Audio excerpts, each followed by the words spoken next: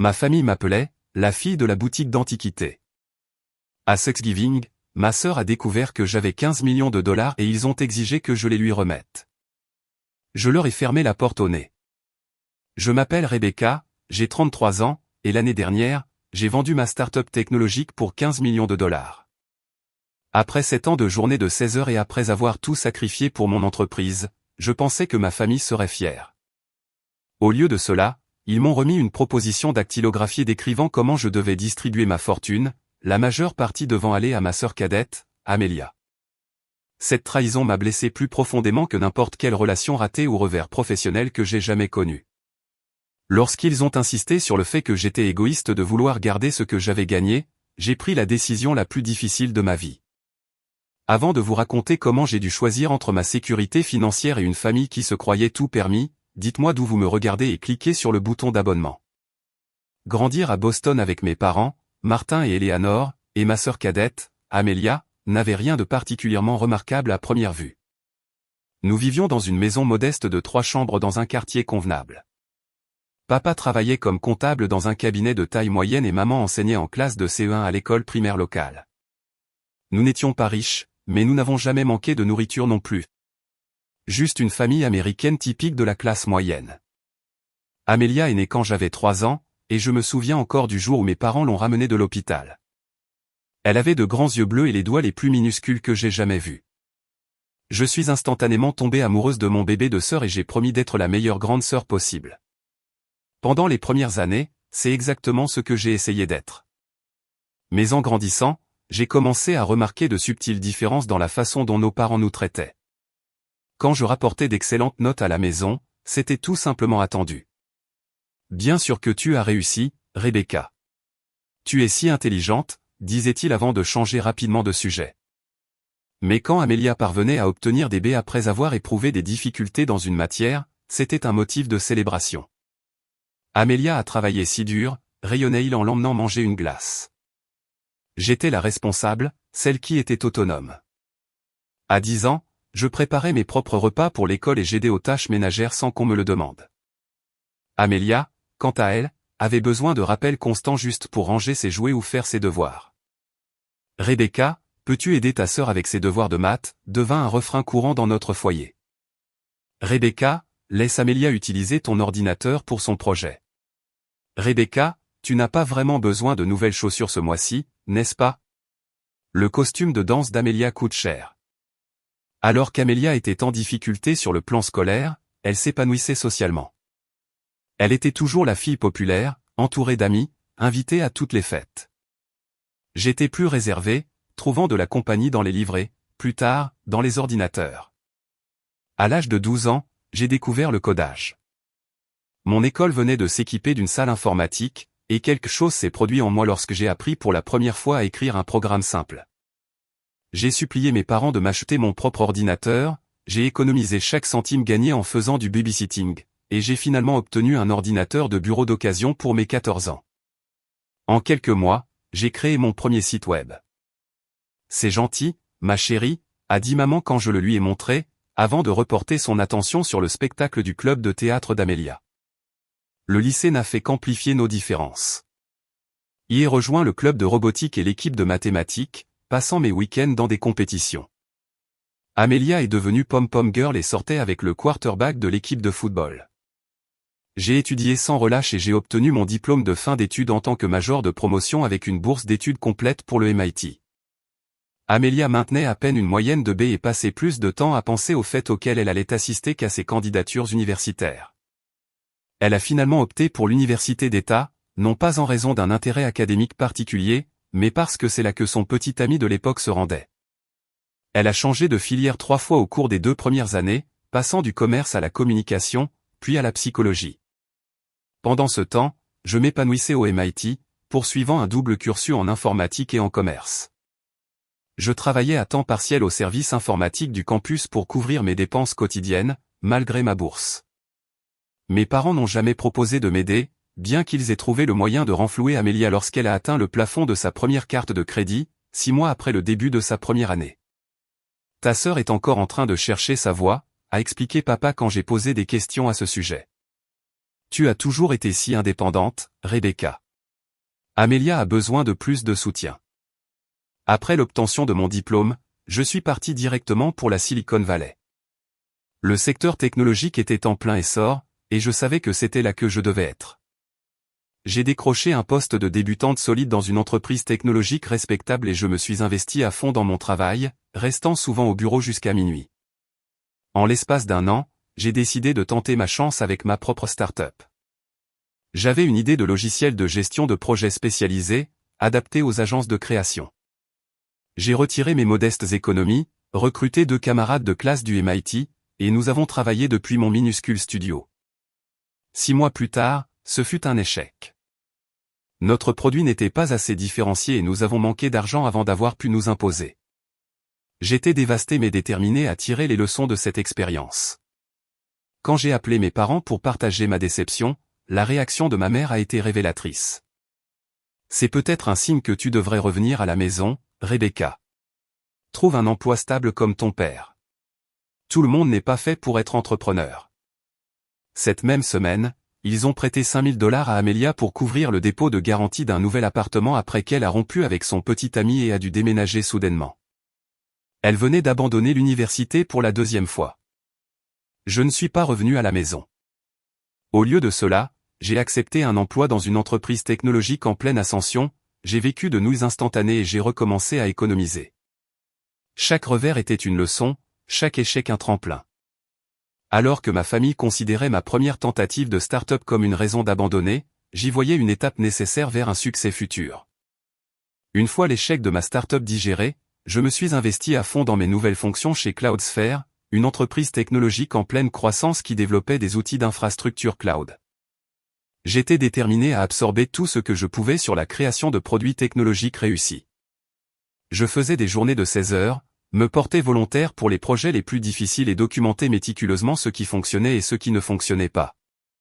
C'est chez Cloudsphere que j'ai rencontré Taylor, la vice-présidente des produits, qui allait devenir ma mentor. Taylor était brillante, rigoureuse et ne supportait pas la médiocrité. Lorsque j'ai présenté une idée pour améliorer notre processus d'intégration lors d'une réunion générale, Taylor m'a prise à part ensuite. Il fallait du courage, m'a-t-elle dit. La plupart des gens ici se contentent de hocher la tête. Prends un café avec moi demain. Ce café s'est transformé en séance de mentorat hebdomadaire. Taylor a vu en moi quelque chose que je ne percevais pas encore tout à fait moi-même. Elle m'a poussé plus loin que quiconque ne l'avait jamais fait, critiquant mes idées de manière impitoyable mais constructive. Sous sa direction, j'ai grandi de manière exponentielle. Tu as trouvé ton potentiel, m'a-t-elle dit après 18 mois passés dans l'entreprise. Mais tu devais d'abord parfaire tes compétences. Ma journée type commençait à 6 heures du matin et se terminait bien après 22 heures. Pendant que mes collègues sortaient boire des verres après le travail, je suivais des cours en ligne de modélisation financière et de psychologie du marketing. Pendant qu'ils passaient leur week-end dans des vignobles de Napa, je construisais des prototypes pour ma prochaine idée d'entreprise. La distance entre ma famille et moi s'est creusée naturellement. J'appelais à la maison un dimanche sur 2, mais les conversations devenaient de plus en plus superficielles. Mes parents passaient 20 minutes à détailler le dernier drame d'Amelia, son nouveau petit ami Jackson qui jouait dans un groupe de musique, son dernier emploi dans une boutique qui l'enthousiasmait beaucoup, le voyage qu'il l'aidait à financer pour qu'elle se trouve. Quand ils m'interrogeaient sur ma vie, c'était purement formel.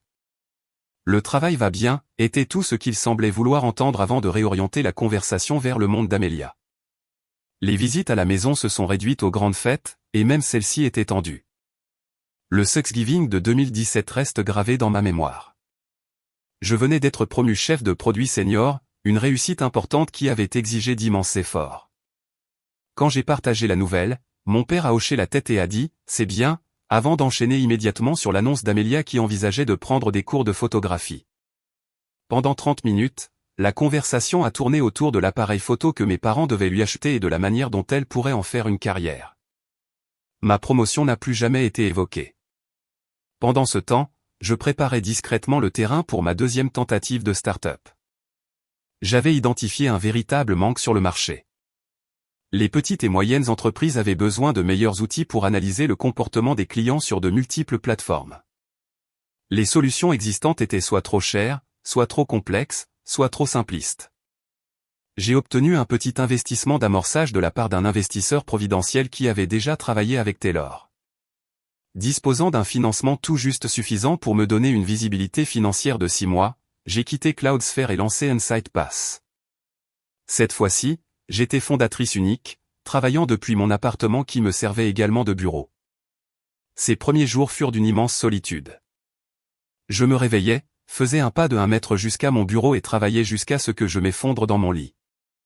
Ma vie sociale était inexistante. Une brève relation avec Adrien, un ingénieur logiciel rencontré lors d'un hackathon, a tourné court après 2 mois parce que je ne pouvais pas libérer du temps pour des rendez-vous réguliers. Je t'apprécie vraiment, Rebecca, m'a-t-il dit lors de notre rupture. Mais j'ai l'impression de sortir avec ton ordinateur portable. Il n'avait pas tort. InsightPass me consumait entièrement. J'étais à la fois la développeuse, le service client, l'équipe commerciale et la femme de ménage. Chaque petite victoire, le premier client payant, le premier avis positif, le premier jour sans bug critique me permettait de tenir bon dans les moments de doute les plus sombres.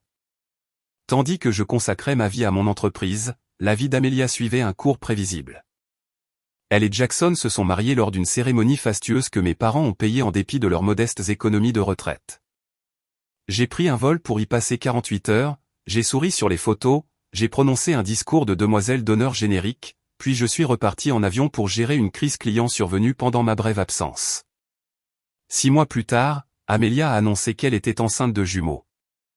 Mes parents étaient aux anges à l'idée de devenir grands-parents.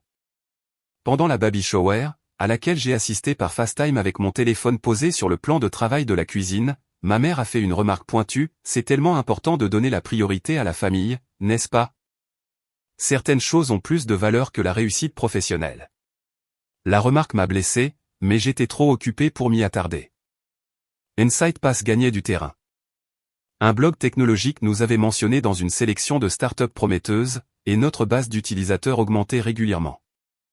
Je fonctionnais toujours avec un budget extrêmement serré, ne me versant que le strict nécessaire pour couvrir mon loyer et mes ramènes, tout en réinvestissant chaque dollar supplémentaire dans l'entreprise. C'est alors qu'est survenue notre percée.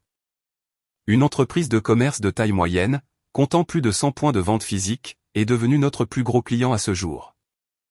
Leur contrat annuel a, à lui seul, prolongé notre autonomie financière de 8 mois. Plus important encore, leur témoignage public nous a ouvert les portes d'autres clients. Soudain, InsightPass n'était plus seulement mon pari désespéré. C'était une véritable entreprise avec un réel potentiel. J'ai embauché mon premier employé, un brillant développeur nommé Marcus, qui croyait suffisamment au projet pour accepter un salaire inférieur au marché en échange de parts de l'entreprise. À mesure qu'InsightPass se développait, mes communications avec ma famille se sont encore raréfiées. Des appels téléphoniques trimestriels, des messages d'anniversaire, des cadeaux de Noël commandés en ligne et expédiés directement. J'ai manqué la naissance des jumeaux et leur premier anniversaire. Je me justifiais en me disant que je bâtissais quelque chose qui finirait par rendre ma famille fière, quelque chose qui assurerait l'avenir de nous tous. À quel point je me trompais. La croissance d'InsightPass s'est accélérée au-delà de mes projections les plus optimistes. Grâce à notre premier grand client en guise de référence, nous avons décroché 5 autres contrats importants en l'espace de 2 mois. Ces revenus m'ont permis d'embaucher une équipe restreinte mais performante, 2 autres développeurs, un designer UX et un responsable de la réussite client à temps partiel. Nous avons quitté mon appartement pour emménager dans de vrais bureaux. Rien de luxueux, juste un entrepôt réaménagé que nous partagions avec 3 autres startups. Mais cela me semblait monumental.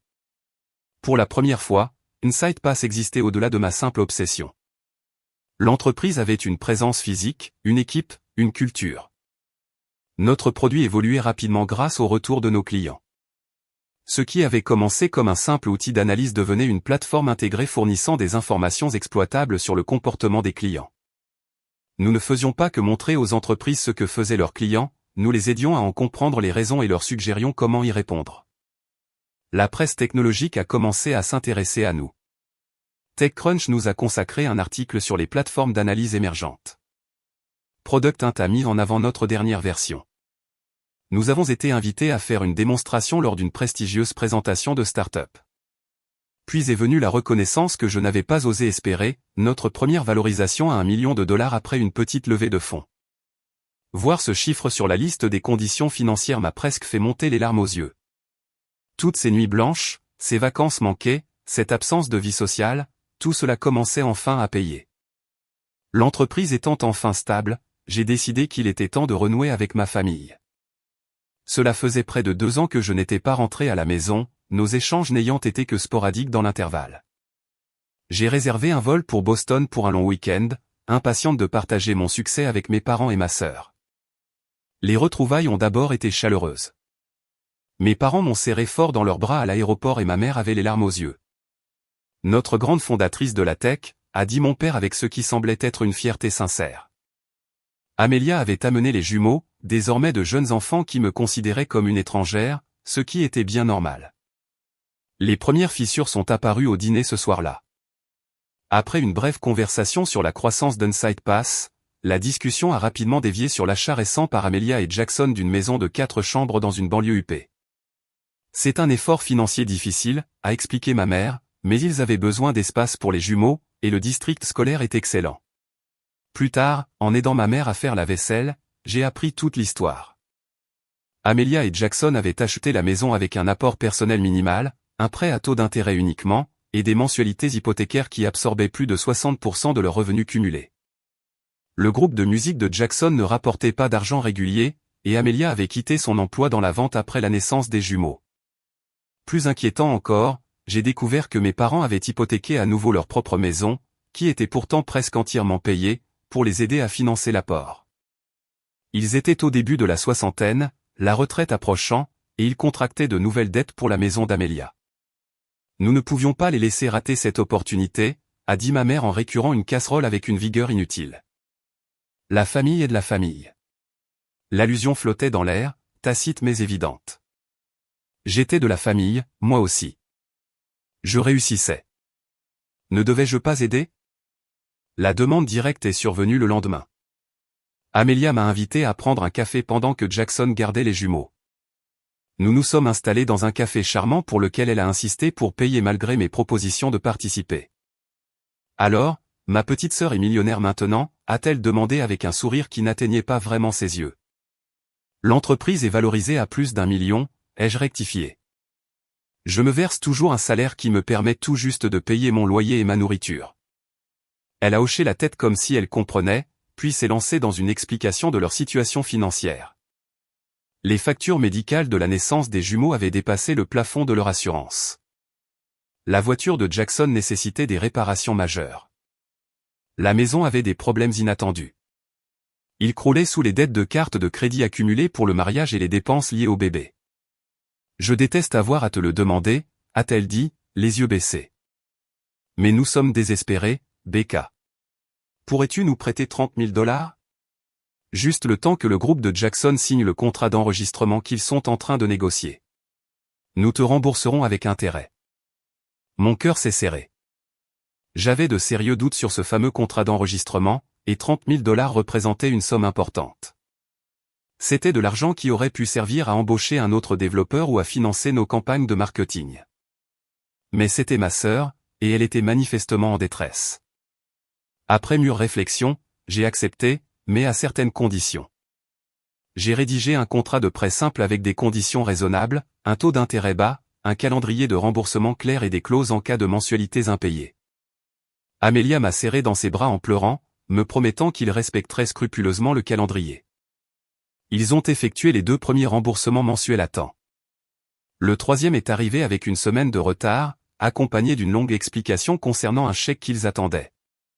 Le 4e paiement n'est jamais arrivé, malgré mes relances polies. Au lieu de cela, Amelia m'envoyait des messages de plus en plus rares, pleins de vagues promesses et de nouvelles des jumeaux. Pendant ce temps, Inside Pass poursuivait sa trajectoire ascendante. Notre équipe s'est agrandie pour atteindre 15 personnes, nous avons décroché de plus gros clients et sorti des mises à jour majeures de nos produits qui nous positionnaient comme des innovateurs dans notre secteur. Mes horaires de travail devenaient légèrement plus raisonnables, seulement 12 heures par jour au lieu de 16 et j'avais même eu quelques rendez-vous amoureux, bien que rien de sérieux ne se soit développé. Les publications technologiques présentaient régulièrement notre plateforme. Un rapport d'analyste du secteur nous a désignés comme l'entreprise à suivre. Nous n'étions plus le petit outsider combatif, mais un concurrent émerge dans le domaine de la veille économique. C'est à ce moment-là que les offres d'acquisition ont commencé à arriver. D'abord modestes, quelques millions de dollars de la part de concurrents désireux d'absorber notre technologie. J'ai refusé poliment, persuadé que nous avions un potentiel bien plus grand à réaliser. Puis Amelia a rappelé. Cette fois, elle avait besoin de 75 000 dollars pour lancer une entreprise de photographie. Elle avait tout planifié, un espace de studio, du matériel haut de gamme, un site internet. Ce serait sa voie vers l'indépendance financière, insistait-elle. Ce ne serait pas un prêt, mais un investissement dans son entreprise. Le moment ne pouvait pas être plus mal choisi. Nous étions au milieu d'une nouvelle levée de fonds et je négociais quotidiennement avec des investisseurs. Je lui ai demandé son plan d'affaires, ses projections de revenus, une analyse de marché et les documents de base que tout fondateur doit posséder lorsqu'il recherche un investissement. Je n'ai pas tous ces documents formels, a-t-elle admis. Mais je sais que ça marchera, Becca. J'ai une vision. J'ai refusé aussi gentiment que possible, expliquant que je ne pouvais pas justifier un tel investissement sans planification rigoureuse. Je lui ai proposé de l'aider à élaborer son plan d'affaires, de la mettre en contact avec des ressources pour les petites entreprises et de l'accompagner tout au long du processus, de manière structurée. Elle l'a très mal pris. La conversation s'est terminée par des larmes, elle m'accusant de me croire supérieur à elle, de ne pas croire en ses rêves tout en attendant que tout le monde célèbre les miens. Cela a créé la première rupture majeure au sein de notre famille. Mes parents m'ont appelé pour exprimer leur déception face à mon refus de soutenir les ambitions de ta sœur. Ils m'ont rappelé tout ce qu'ils avaient sacrifié pour nous deux durant notre enfance, sous-entendant lourdement que ma réussite m'obligeait à financer les projets d'Amelia. Le Thanksgiving de cette année-là fut d'une tension insoutenable. Ce qui aurait dû être une célébration du succès d'Inside Pass et de mon épanouissement personnel s'est transformé en une interminable culpabilisation. Jackson a fait des commentaires passifs-agressifs sur « l'élite technologique » qui monopolise les opportunités. Ma mère poussait de lourds soupirs chaque fois que la conversation abordait l'argent ou les carrières. Mon père m'a prise à part pour me rappeler que la famille est la seule véritable richesse. Le coup de grâce est venu d'Amelia elle-même, qui a levé son verre pendant le dîner et a déclaré « À ceux qui ont les moyens d'aider les autres mais choisissent de ne pas le faire, puissent-ils apprendre le vrai sens de la famille avant qu'il ne soit trop tard ?» Je suis reparti dès le lendemain matin au lieu de rester les 3 jours prévus, prétextant une urgence professionnelle. Durant le vol de retour vers San Francisco, je me suis demandé si le succès allait me coûter ma famille. L'email est arrivé un mardi matin en mars. L'objet était simple, intérêt pour acquisition offre officielle. Il provenait de Tech Giant, l'une des plus grandes entreprises technologiques au monde. Ils offraient 15 millions de dollars pour acquérir Inside Pass. J'ai lu l'email 3 fois avant d'appeler Taylor, qui était devenue non seulement ma mentor mais aussi une amie au fil des ans. Ils veulent nous racheter, ai-je dit lorsqu'elle a répondu, ma voix étant anormalement aiguë. Tech Giant. 15 millions. Il était temps, a répondu Taylor. Tu as construit quelque chose de précieux, Rebecca. La question est, es-tu prête à t'en séparer? C'était là tout le nœud du problème. Inside Pass n'était pas qu'une entreprise pour moi. C'était mon identité, mon bébé, ce pourquoi j'avais tout sacrifié.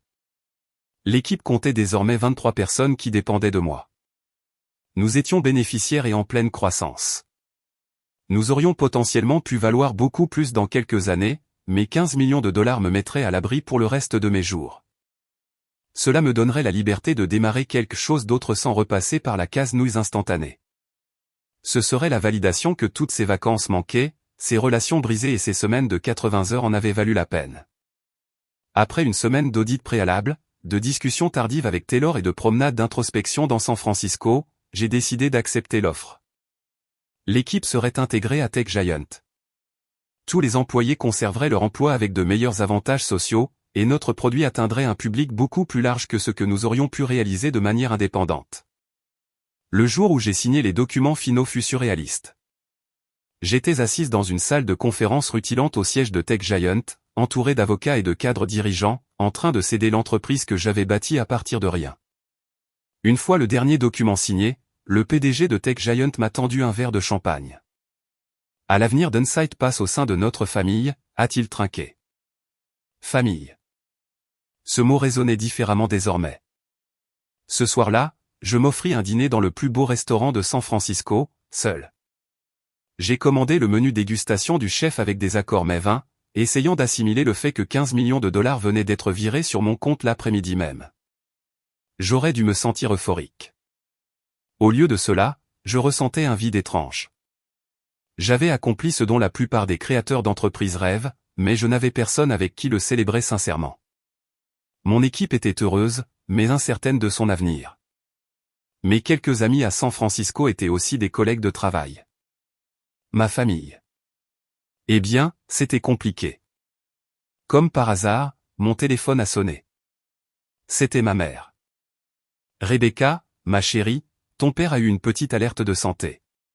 Rien de grave, juste de l'hypertension, mais il reste à l'hôpital pour la nuit en observation. J'étais dans un avion pour Boston le lendemain matin, chargé de cadeaux achetés à la hâte, un whisky haut de gamme pour mon père, un pull en cachemire pour ma mère, des vêtements de marque pour les jumeaux et un bon cadeau pour un spa destiné à Amelia. Les retrouvailles à l'hôpital furent chargées d'émotions. Mon père semblait plus petit, allongé dans son lit d'hôpital avec des moniteurs branchés sur lui. Le soulagement de ma mère à mon arrivée paraissait sincère. Amelia est arrivée avec les jumeaux, qui avaient maintenant 3 ans et étaient adorablement turbulents. Regardez qui est là, Tata Rebecca est venue tout droit de Californie pour voir grand-père, leur a dit Amelia, et pendant un instant, j'ai eu l'impression que nous étions une famille normale faisant face à un problème de santé mineur. Le médecin a confirmé qu'il s'agissait en effet d'une légère hypertension due au stress, nécessitant des médicaments et des changements d'hygiène de vie, mais que ses jours n'étaient pas en danger. Mon père a pu sortir l'après-midi même, et nous sommes tous rentrés chez mes parents. La chaleur des retrouvailles s'est prolongée durant le dîner, que j'avais tenu à faire livrer par un traiteur pour soulager ma mère. Tout le monde semblait sincèrement intéressé par les détails de l'acquisition. Mon père a porté un toast à ma réussite. Amelia a posé des questions pertinentes sur ce qu'il adviendrait de mon équipe. Après le coucher des jumeaux, je suis allé dans la cuisine chercher un verre d'eau et j'ai surpris des voix provenant de la salle à manger attenante, où mes parents et Amelia prenaient le café. Alors, c'est vraiment 15 millions, demandait mon père. C'est ce que dit le communiqué de presse, a répondu Amelia. Les impôts vont en prendre une partie, mais quand même. Tu te rends compte? Elle est tranquille pour le reste de ses jours. Ma mère a ajouté pensivement, elle n'aura jamais à se soucier de sa retraite comme nous. Pendant ce temps, nous coulons sous les dettes pour vous aider, vous les enfants. Mon père a renchéri, le réhypothécage pour ton apport, les factures de carte de crédit depuis la naissance des jumeaux. Rebecca pourrait régler tout ça avec ce qui ne représente que de la petite monnaie pour elle aujourd'hui. La voix de Jackson s'est jointe à eux, je n'avais pas remarqué qu'il était arrivé. C'est de la famille, a-t-il poursuivi. Elle devrait vouloir aider. Vous l'avez soutenue dans ses études, dans ses rêves. Vous méritez votre part. J'ai eu l'impression de recevoir une douche d'eau glacée. Ces retrouvailles chaleureuses, cet intérêt apparemment sincère pour ma réussite. Tout cela n'avait-il été qu'une mise en scène calculée? Je suis entré dans la salle à manger et tous les regards se sont tournés vers moi. Leurs expressions coupables ont confirmé que ce que je venais d'entendre n'était pas une simple maladresse. Rebecca, a commencé ma mère. Nous ne t'avons pas entendu arriver. Visiblement, ai-je dit, d'une voix plus ferme que ce que je ressentais. C'est donc de cela qu'il s'agit? De ma petite monnaie. Un moment de gêne s'en est suivi, ponctué de démentis sans conviction et de tentatives pour changer de sujet. Mais la digue avait rompu, et dès le dessert, le véritable objectif s'est révélé. Amelia a annoncé qu'elle était enceinte de son 3e enfant, puis a enchaîné sans transition sur leur situation financière catastrophique. Le moment n'est pas idéal compte tenu de nos finances actuelles, a-t-elle admis. Mais nous avons toujours voulu une grande famille. Mes parents ont échangé un regard avant que mon père ne se racle la gorge. Rebecca, nous avons réfléchi. Tu as eu la chance de remporter ce formidable succès, et nous ne pourrions pas être plus fiers. Mais en tant que famille, nous devons nous soutenir mutuellement. Ta mère et moi nous inquiétons pour notre retraite, surtout avec ces nouveaux problèmes médicaux, et Amelia et Jackson ont du mal à s'en sortir avec bientôt 3 enfants à charge. Ma mère a tendu la main vers la mienne de l'autre côté de la table. Nous espérions que tu partagerais cette chance avec ceux qui en ont le plus besoin. Après tout, la famille est de la famille. Au cours de l'heure qui a suivi, leurs exigences se sont déployées comme une présentation d'affaires. Ils ont suggéré que je crée un fonds fiduciaire pour les études de mes neveux et nièces, que je rembourse l'hypothèque de mes parents pour qu'ils puissent prendre leur retraite sans dette, que je rembourse la maison d'Amelia et Jackson dont la valeur était inférieure au montant de l'emprunt. Que j'investisse dans le prochain album du groupe de Jackson, et que je fournisse à Amelia le capital de départ pour un blog de maman qu'elle souhaitait lancer. La discussion a culminé lorsque mon père est allé chercher un dossier dans son bureau pour le faire glisser sur la table vers moi. À l'intérieur se trouvait un document dactylographié intitulé « Proposition de planification financière familiale ». Ils avaient littéralement créé un projet structuré sur la façon dont je devais distribuer ma fortune. J'ai contemplé le document, incapable d'assimiler pleinement ce qui se passait. D'après leurs calculs, leurs besoins collectifs s'élevaient à environ 8 millions de dollars, soit plus de la moitié de l'argent de mon acquisition avant impôt. Nous y avons mûrement réfléchi, a dit ma mère doucement. Cela te laisse tout de même largement de quoi investir dans ton prochain projet ou acheter une belle maison à San Francisco. J'ai refermé le dossier et je me suis levé. J'ai besoin de temps pour y réfléchir. Bien sûr, ma chérie, a dit ma mère. Prends tout le temps nécessaire. Nous sommes tellement reconnaissants que tu sois en mesure d'aider ta famille de cette façon. J'ai pris une chambre d'hôtel ce soir-là, incapable de rester sous le toit de mes parents alors que le poids de leurs exigences m'étouffait. La chambre d'hôtel me faisait l'effet d'un sanctuaire tout autant que d'une prison. Je me suis assise au bord du lit, le dossier de la proposition familiale ouvert à mes côtés. Chaque page que je tournais révélait un degré d'exigence infondée que je n'aurais jamais pu imaginer de la part de ceux qui m'avaient élevé. Ils avaient planifié une allocation mensuelle pour Amelia et Jackson, ce qui revenait à les intégrer indéfiniment à ma liste de paix. Ils suggéraient que j'achète une maison de vacances que toute la famille pourrait utiliser, mais qui resterait à mon nom pour des raisons fiscales. Il y avait des plans détaillés sur la manière dont je devais financer la retraite de mes parents, y compris la suggestion d'un appartement en copropriété en Floride. Le plus troublant était cette hypothèse sous-jacente que tout cela était dans l'ordre naturel des choses, que mon succès leur appartenait à tous, et que mes années de sacrifice et de prise de risque ne leur inspiraient pas de la fierté, mais un désir de profit. J'ai appelé Diane, la conseillère financière avec qui j'avais collaboré durant le processus d'acquisition. J'ai besoin de votre avis professionnel sur un sujet personnel, lui ai-je expliqué, avant de lui détailler les exigences de ma famille. Malheureusement, ce n'est pas rare en cas de fortune soudaine, m'a répondu Diane. Avez-vous songé que céder à ces demandes n'est peut-être dans l'intérêt de personne à long terme? Elle m'a expliqué que les aides financières directes créent souvent une dépendance plutôt qu'une sécurité, que les enchevêtrements financiers familiaux détruisent fréquemment les relations. Et que je compromettrais mon propre avenir financier en dépit de cette somme apparemment importante. Elle m'a ensuite demandé si je souhaitais qu'elle examine la situation financière de ma sœur, compte tenu des montants considérables évoqués. J'ai hésité, puis j'ai accepté. Le lendemain matin, Diane m'a rappelé avec des informations inquiétantes. Une simple vérification des antécédents révélait qu'Amelia et Jackson s'étaient déclarés en faillite 2 ans plus tôt, un fait qu'ils ne m'avaient jamais mentionné. Ils avaient pour habitude de contracter des emprunts qu'ils ne pouvaient pas rembourser, d'ouvrir des cartes de crédit, de les utiliser jusqu'au plafond, puis de les abandonner. Leur historique de crédit était désastreux, non pas à cause de factures médicales comme ils l'avaient prétendu, mais en raison d'une mauvaise gestion financière chronique.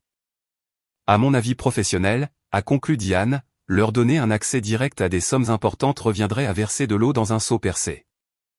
Armé de ces informations et d'une vision plus claire de ce que devaient être des limites saines, je suis retourné chez mes parents pour ce que je savais être une conversation difficile. Ils m'attendaient dans le salon, mes parents, Amelia et Jackson. Les jumeaux étaient chez une voisine. Cette mise en scène me rappelait une thérapie de confrontation, à la différence près que c'était moi le prétendu problème à résoudre. Nous t'avons laissé le temps de réfléchir, a commencé mon père. As-tu eu l'occasion d'examiner notre proposition? Oui, ai-je répondu en prenant une profonde inspiration. Et je suis désolé, mais je ne peux pas l'accepter. La température dans la pièce a semblé chuter instantanément. Le sourire de ma mère s'est figé, puis s'est effacé. Les yeux d'Amelia se sont embués de larmes avec une rapidité impressionnante. Comment ça, tu ne peux pas l'accepter, a demandé Jackson, le ton sec. J'ai expliqué aussi doucement que possible que bien que je les aimasse et voulusse les aider de manière appropriée, le niveau de dépendance financière qu'ils proposaient n'était sain pour aucun d'entre nous. J'ai proposé des alternatives, des conseils en gestion financière pour Amelia et Jackson, une contribution à un régime d'épargne-études pour l'éducation des enfants, et de l'aide pour que mes parents consultent un spécialiste de la retraite. Les larmes d'Amelia se sont transformées en sanglots. Comment peux-tu être aussi égoïste? Nous parlons de l'avenir de tes neveux et nièces. De ta future nièce ou de ton futur neveu encore à naître. Elle a entouré son ventre encore plat d'un geste protecteur, comme si mes limites financières menaçaient sa grossesse. Ma mère s'est approchée pour la consoler, en m'adressant un regard déçu. Rebecca, je ne pense pas que tu comprennes ce que signifie le mot famille. Si Amelia était à ta place, elle partagerait tout. Ce n'est pas juste, ai-je répliqué. J'ai travaillé 16 heures par jour pendant 7 ans. J'ai pris d'immenses risques. J'ai tout sacrifié. Et tu n'aurais rien pu faire de tout cela sans les valeurs que nous t'avons transmises, a coupé mon père. Sans l'éducation que nous avons soutenue, le foyer stable que nous avons fourni. Je vous suis reconnaissante pour tout ce que vous avez fait pour moi durant ma jeunesse, ai-je dit prudemment. Alors, tu vas simplement accumuler tes millions pendant que ta sœur a à peine de quoi payer la garde de ses enfants, s'est emporté Jackson en se levant, la voix forte. Pendant que tes parents doivent continuer à travailler jusqu'à plus de 70 ans. Je n'ai jamais dit que je n'aiderais pas du tout. C'est juste que je ne suis pas à l'aise avec la formule que vous proposez. Nous avons déjà dit à tout le monde que tu allais aider la famille, a glissé ma mère doucement. Qu'est-ce que tu entends par tout le monde? La famille élargie, tes tantes et tes oncles. Ils étaient tous si fiers d'apprendre que tu avais si bien réussi et que tu allais assurer l'avenir de la famille. Je n'en croyais pas mes oreilles. Ils avaient déjà annoncé à toute la famille élargie que j'allais subvenir aux besoins financiers de tout le monde. Ce n'était pas à vous de partager ces informations, ai-je dit, la gorge serrée. Vous n'aviez aucun droit de faire des promesses en mon nom. Nous sommes ta famille, a hurlé Amelia, soudain furieuse à travers ses larmes. Nous en avons tous les droits. Nous t'avons soutenu émotionnellement pendant toutes ces années alors que tu étais trop occupé pour assister correctement à mon mariage ou apprendre à connaître ton neveu et ta nièce. Cette accusation était tellement réécrite qu'elle me laissa un instant sans voix. J'avais pris l'avion pour son mariage malgré le lancement imminent d'un produit majeur. J'avais envoyé des cadeaux généreux pour chaque anniversaire et chaque fête. J'avais essayé de maintenir le lien malgré la distance et mes obligations professionnelles. Ce n'est pas juste, Amelia. J'ai toujours essayé de garder le contact tout en bâtissant mon entreprise. Ta précieuse entreprise, a ricané Jackson. Ça a toujours été plus important pour toi que les liens du sang. Et maintenant que ça a payé, tu veux tout garder pour toi au lieu d'aider les gens qui ont toujours été là pour toi. Toujours été là pour moi, ai-je répété avec incrédulité. Quand je travaillais jour et nuit pour construire quelque chose? Quand j'ai échoué la première fois et que maman m'a suggéré d'abandonner? Quand j'appelais à la maison et que tout le monde ne voulait parler que du dernier drame d'Amelia? La pièce est restée silencieuse un instant avant que mon père ne reprenne la parole, d'une voix glaciale, je pense que tu as rendu tes priorités très claires, Rebecca. L'argent t'a changé, il t'a fait oublier d'où tu viens. Ce n'est pas une question d'argent, ai-je insisté. C'est cette idée préconçue selon laquelle ce qui m'appartient vous revient de droit pour le distribuer. C'est le fait que vous ayez créé une proposition détaillée pour mon argent sans même m'en parler au préalable. Ce n'est que de l'argent pour toi, a dit Amelia d'une voix tremblante. Mais pour nous, ce sont nos vies, l'avenir de nos enfants, la retraite de maman et papa. Comment peux-tu être si insensible? Quelque chose s'est alors brisé en moi. Toute une vie passée à être la personne responsable, autonome, celle qui avait besoin de moins d'attention et de soutien parce qu'elle savait se débrouiller seule. Tout s'est cristallisé dans une clarté limpide. On ne m'appréciait pas en tant que fille ou sœur. On m'appréciait en tant que solution potentielle aux problèmes de chacun. Je me suis levé, habité d'un calme soudain dans ma résolution. Je m'en vais maintenant, ai-je dit calmement. Je vous aime tous, mais j'ai besoin de recul pour réfléchir au type de relation que nous pourrons entretenir à l'avenir. Si tu franchis cette porte sans accepter d'aider ta famille, a dit mon père, ne prends pas la peine de revenir. Martin, a octé ma mère. Non, Éléanore. Je suis sérieux. Si elle est trop égoïste pour aider les siens alors qu'elle a plus d'argent qu'elle ne pourrait en dépenser en une vie entière, alors elle n'est pas la fille que nous avons élevée. J'ai regardé chacun de leurs visages. Mon père, en colère et rougeau. Ma mère, tiraillée et en larmes. Amelia, effondrée de manière calculée. Jackson, froidement calculateur. C'étaient ces personnes-là que j'avais tant voulu rendre fières, de qui j'avais recherché l'approbation à travers chacun de mes succès. Je suis désolé que vous le preniez ainsi, ai-je dit en ramassant mon manteau. Je ferai envoyer les cadeaux des jumeaux. Tandis que je me dirigeais vers la sortie, les accusations ont fusé, égoïste, sans cœur, tu n'es plus vraiment de la famille, après tout ce qu'on a fait pour toi. J'ai fermé la porte derrière moi, j'ai marché jusqu'à ma voiture de location et j'ai quitté la maison de mon enfance, sans savoir si j'y retournerai un jour. Le vol de retour vers San Francisco s'est déroulé comme dans un brouillard. Assise en première classe, un luxe que je m'étais rarement accordé, même après qu'Inside Pass fut devenu rentable, je regardais par le hublot le paysage américain défiler sous mes yeux. Mon téléphone vibrait sans arrêt sous l'afflux de messages et d'appels de ma mère et d'Amelia, mais je ne pouvais me résoudre ni à les lire, ni à y répondre. Les semaines suivantes furent parmi les plus sombres de mon existence. J'avais atteint une réussite professionnelle extraordinaire, mais je me sentais en situation d'échec personnel complet. Je traversais mécaniquement la période de transition chez Tech Giant, formant leur équipe, transférant mes connaissances, faisant ce que j'avais à faire tout en me sentant vide à l'intérieur. La nuit, seul dans mon appartement, je remettais tout en question. Étais-je vraiment le monstre égoïste que ma famille décrivait? Était-ce un tort de vouloir garder le contrôle de ce que j'avais gagné? Une meilleure fille, une meilleure sœur, aurait-elle simplement signé les chèques sans poser de questions? Les messages de ma famille ont évolué, passant de supplications éplorées à une colère froide, puis à une manipulation évidente. Ma mère m'envoyait des photos des jumeaux avec des légendes comme « ils s'ennuient de leur tata » ou se demandant pourquoi « tata Rebecca ne les aime pas assez pour venir les voir ». Amelia m'envoyait des images d'échographie accompagnées de messages culpabilisants sur la nièce ou le neveu que j'abandonnais avant même sa naissance. Mon père observait un silence radio complet, mais ma mère me rapportait que sa tension artérielle était dangereusement élevée à cause du stress, sous-entendant que je serais responsable si sa santé se détériorait. Après 3 semaines de ce bombardement émotionnel, j'ai fini par chercher une aide professionnelle. La docteure Sarah était une thérapeute spécialisée dans la dynamique familiale et le syndrome de la fortune soudaine. Lors de notre première séance, je lui ai déversé toute mon histoire, incertaine de savoir si j'étais le bourreau ou la victime. Ce que vous décrivez, a-t-elle dit avec précaution, ressemble à une vie entière de manipulation affective qui a culminé en exigences financières. Votre famille vous a habitué à vous sentir responsable de leur bien-être et de leur bonheur. Lorsque vous fixez des limites, ils réagissent par ce que nous appelons une bouffée d'extinction, extinction burst, c'est-à-dire une escalade du comportement manipulateur parce que le niveau précédent ne fonctionne plus. Au cours des séances suivantes, nous avons décortiqué mon histoire familiale d'une manière que je n'avais jamais envisagée, comment mes parents avaient subtilement mais constamment fait passer les besoins d'Amelia avant les miens.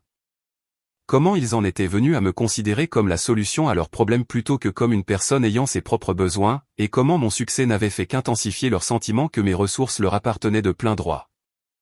La voie saine pour avancer, m'a expliqué le docteur Sarah, consistait à poser et à maintenir des limites claires. Cela ne signifiait pas nécessairement couper les ponts complètement, à moins que ce ne soit mon choix, mais cela supposait d'être explicite sur ce que j'accepterais et n'accepterais pas de faire. Sous sa direction, j'ai rédigé un long email destiné à ma famille.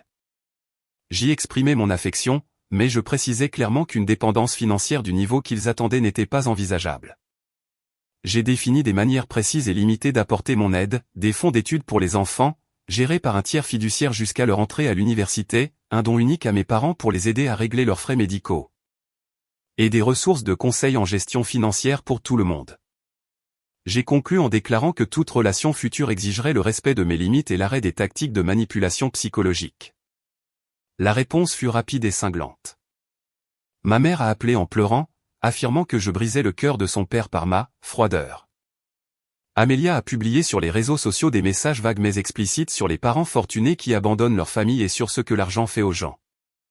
Jackson m'a envoyé un email haineux m'accusant de me croire supérieur à tout le monde. Puis la famille élargie s'en est mêlée. Des oncles, des tantes et des cousins à qui je n'avais pas parlé depuis des années m'ont soudainement contacté, certains pour me demander directement des prêts pour eux-mêmes, d'autres pour me faire la leçon sur le devoir familial.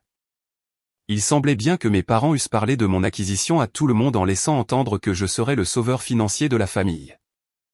Ce déferlement était accablant. Sur les conseils du docteur Sarah, j'ai pris la décision de couper temporairement tout contact.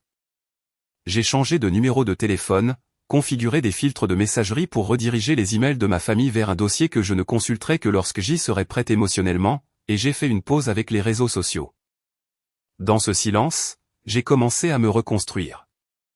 J'ai repris contact avec de vieux amis du MIT qui me connaissaient bien avant cette acquisition, des personnes qui m'appréciaient pour ce que j'étais et non pour mon compte en banque. Je me suis inscrite dans une salle d'escalade et j'ai commencé à y aller 3 fois par semaine, trouvant de l'apaisement dans ce défi physique qui exigeait une concentration absolue. Progressivement, je me suis bâti une vie qui n'était plus définie uniquement par le travail ou par les obligations familiales. J'ai fait du bénévolat pour enseigner le codage à des jeunes filles issues de milieux défavorisés. J'ai pris des cours de cuisine.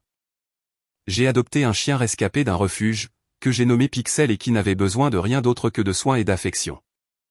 Lors d'une conférence technologique où j'intervenais sur mon parcours de fondatrice, j'ai rencontré Michael, un ingénieur en environnement qui m'a posé des questions pertinentes sur le développement éthique des technologies plutôt que sur les détails de mon rachat.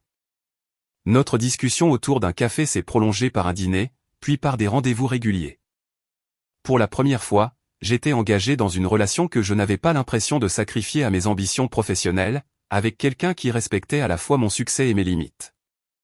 Parallèlement, j'ai travaillé avec Diane pour concevoir un plan financier aligné sur mes valeurs. Contrairement aux affirmations de ma famille, 15 millions de dollars ne représentaient pas une richesse infinie dans une ville aussi chère que San Francisco, surtout après déduction des impôts. Je devais agir de façon stratégique pour garantir ma sécurité à long terme, tout en ayant un impact significatif là où je le choisissais, sans en informer ma famille. J'ai créé des structures de placement pour les études de mes nièces et neveux, conçues de manière à ce qu'Amelia et Jackson ne puissent pas accéder à ces fonds. Cet argent ne serait disponible que pour des études légitimes lorsque les enfants atteindraient l'âge universitaire. J'ai fait un don anonyme à un programme d'éducation financière dans ma ville natale, espérant que d'autres profiteraient d'un apprentissage que ma famille avait rejeté. Et j'ai commencé à faire des recherches pour mon projet suivant, une plateforme destinée à aider les petites entreprises dirigées par des femmes et des minorités à accéder aux ressources de croissance généralement réservées aux entrepreneurs disposant d'un solide réseau. 6 mois après l'affrontement chez mes parents, j'ai déménagé dans un nouvel appartement situé dans un autre quartier et j'ai savouré ce nouveau départ. Michael m'a aidé à déballer mes cartons, Pixel a exploré son nouveau territoire et, pour la première fois depuis des mois, je me sentais sincèrement en paix avec mes décisions. Il est possible que votre famille ne comprenne jamais, m'avait dit le docteur Sarah lors de l'une de nos séances. Mais cela ne signifie pas que vous avez fait le mauvais choix. Parfois, la chose la plus saine que nous puissions faire est d'accepter que les autres ne partagent jamais notre point de vue. Je commençais à comprendre la sagesse de ces paroles. La douleur n'avait pas disparu, mais elle s'était transformée en quelque chose de plus supportable, une douleur sourde plutôt qu'une crise aiguë. Je bâtissais une existence fondée sur mes propres valeurs et non sur les attentes d'autrui. Et dans ce processus de reconstruction, j'ai fait une découverte inattendue, on peut choisir sa famille, pas seulement en hériter. Les amis qui me soutenaient sans juger, Michael qui m'aimait pour moi-même, et même Pixel qui accueillait chaque journée avec enthousiasme. Tous formaient un cercle de bienveillance authentique qui me donnait l'impression d'être bien plus chez moi que dans la maison de mon enfance. 6 mois sont devenus 1 an. Le printemps est arrivé à San Francisco, parant les parcs de fleurs sauvages et apportant un sentiment de renouveau en accord avec mon état d'esprit. J'avais trouvé mes repères dans cette nouvelle vie, une existence définie par des choix plutôt que par des obligations, par des relations authentiques plutôt que par des liens imposés. Ma nouvelle entreprise, Findé, commençait à décoller. Nous proposions des microcrédits, du mentorat et des ressources à des femmes entrepreneurs issues de milieux sous-représentés. Ce travail était profondément gratifiant, me permettant de tirer parti de mon expérience et de mes privilèges pour ouvrir des voies à d'autres. Michael et moi nous étions installés ensemble, créant un foyer protecteur et chaleureux. Pixel avait été rejointe par un deuxième chien rescapé, un vieux carlin nommé Algorithme, qui se déplaçait lentement mais aimait passionnément. Ma famille d'adoption s'était élargie pour inclure un cercle d'amis proches qui connaissaient toute mon histoire et m'acceptaient sans aucun jugement. La blessure de cette rupture familiale s'était cicatrisée, même s'il lui arrivait encore de se réveiller de temps à autre. J'avais maintenu ma règle de non-contact, bien que Diane me tînt ponctuellement informé de l'évolution des portefeuilles d'études créés pour les enfants. Ma toute nouvelle nièce était née, j'avais envoyé un cadeau par l'intermédiaire de mon avocat, mais je n'en avais reçu aucun accusé de réception. Après mûre réflexion et après en avoir discuté avec le docteur Sarah, j'ai décidé de faire une dernière tentative de réconciliation non pas pour capituler devant leurs exigences, mais pour voir si une relation restait envisageable en établissant de solides limites de part et d'autre. J'ai envoyé une lettre manuscrite chez mes parents, y exprimant mon amour persistant malgré nos différends et suggérant d'entamer une discussion avec un thérapeute familial en terrain neutre. Je reconnaissais la souffrance de chacun et formulais l'espoir que nous puissions trouver un terrain d'entente respectueux de l'autonomie de tous. 2 semaines plus tard, ma mère a composé le nouveau numéro de téléphone que j'avais glissé dans ma lettre. « Nous avons discuté de ton courrier », a-t-elle annoncé d'une voix solennelle qui m'a glacé le sang. « Nous sommes disposés à te voir, mais je pense que tu devrais d'abord savoir quelle est notre position. » Elle m'a expliqué que bien que je leur manquasse, il restait persuadé que j'avais l'obligation morale d'apporter un soutien financier conséquent à la famille. Ils voulaient bien se réconcilier, mais cette réconciliation était assortie de conditions, précisément les conditions financières formulées dans leur projet initial. « La santé de ton père ne s'améliore pas », a-t-elle ajouté. Avec le stress d'avoir à travailler à son âge. Si tu nous aimais vraiment, tu ne laisserais pas cela continuer. La manipulation était tellement évidente pour moi, à présent que j'avais appris à la déceler.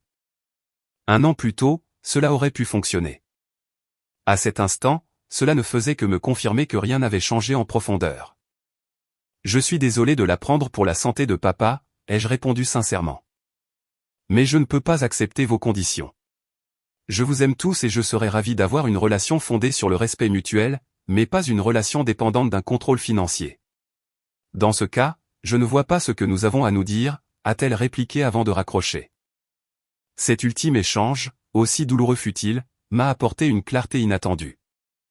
J'avais fait tout ce qui était en mon pouvoir pour proposer une réconciliation. La porte restait ouverte selon mes termes, mais je ne pouvais pas compromettre mon propre équilibre en revenant à d'anciens schémas. Le docteur Sarah m'a aidé à surmonter ce dernier rejet et à me concentrer sur la vie que je me construisais. L'éloignement est parfois le choix le plus sain lorsque l'alternative consiste à subir une manipulation continue et des violations constantes de vos limites, m'a-t-elle expliqué. Cela ne signifie pas que vous avez échoué ou que vous ne les aimez pas. Cela veut dire que vous choisissez la préservation de soi plutôt que la souffrance. Mon chemin vers la guérison s'est poursuivi à travers la thérapie, mes amitiés, un travail porteur de sens et l'amour. J'ai progressivement évacué la culpabilité qui m'avait été inculquée dès l'enfance. J'ai appris à reconnaître ma propre valeur au-delà de ce que je pouvais apporter aux autres. Findé à prospérer, soutenant des dizaines d'entreprises dirigées par des femmes dès sa première année. Michael et moi nous sommes fiancés lors d'une randonnée à Muir Woods, une demande simple et authentique qui reflétait la relation que nous avions construite. Mon cercle d'amis et de proches s'est réuni pour célébrer cet événement avec nous, m'offrant le soutien inconditionnel dont j'avais toujours eu besoin.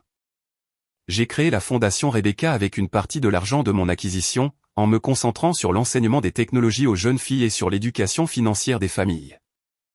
Bien que je n'ai jamais évoqué mon parcours personnel publiquement, ces causes faisaient écho aux leçons que j'avais tirées de mes expériences douloureuses.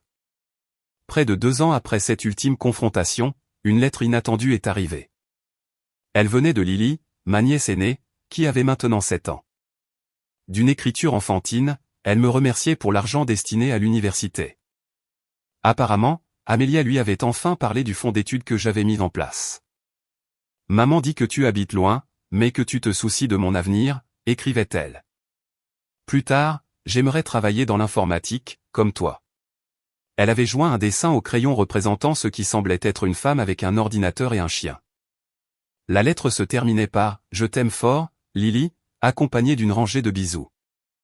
Cette simple lettre m'a apporté à la fois des larmes et de l'espoir. Peut-être que la génération suivante n'hériterait pas des mêmes schémas d'exigences abusives et de manipulation.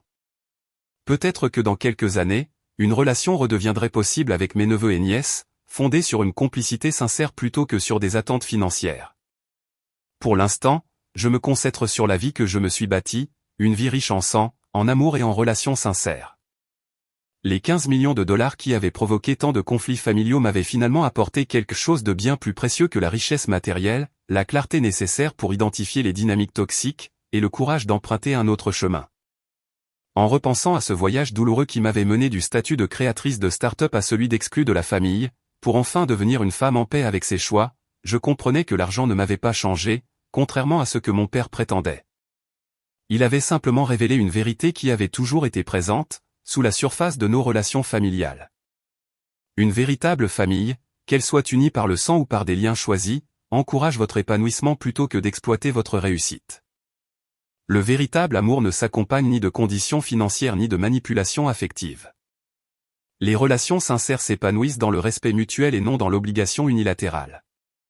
Telles étaient les leçons que je conservais en moi, des leçons acquises au prix d'une grande souffrance émotionnelle, mais qui valaient chaque centime pour la liberté et l'authenticité qu'elle m'avait offerte.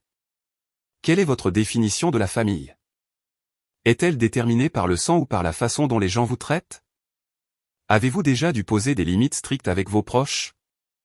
Partagez vos réflexions dans les commentaires. Et si cette histoire vous a parlé, n'hésitez pas à cliquer sur j'aime et à vous abonner pour découvrir d'autres récits de vie. Rappelez-vous que vous méritez des relations fondées sur le respect mutuel, et non sur le devoir. Merci d'avoir écouté mon parcours, et j'espère qu'il aidera ceux qui traversent des épreuves similaires à trouver leur propre chemin vers la paix.